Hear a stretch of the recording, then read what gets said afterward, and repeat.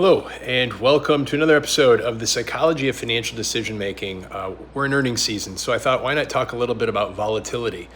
And the real question to ask yourself is, when the markets become volatile, what is your first instinct? For a lot of people, it's to pull back.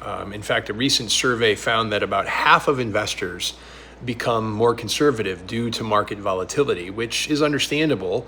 You watch your portfolio fluctuate, it can be uncomfortable. But here's the thing that we need to remember. Volatility isn't a flaw in investing. It's part of the price of investing.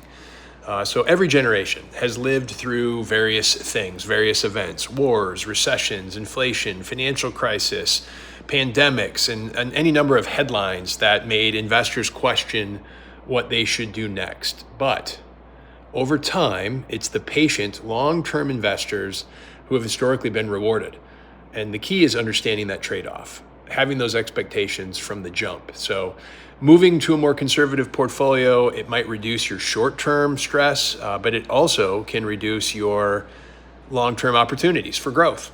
So that doesn't mean that your portfolio should never change. If your goals, if your timelines, income needs, life situation, circumstances, if those are changing, perhaps our investment strategy needs to change as well.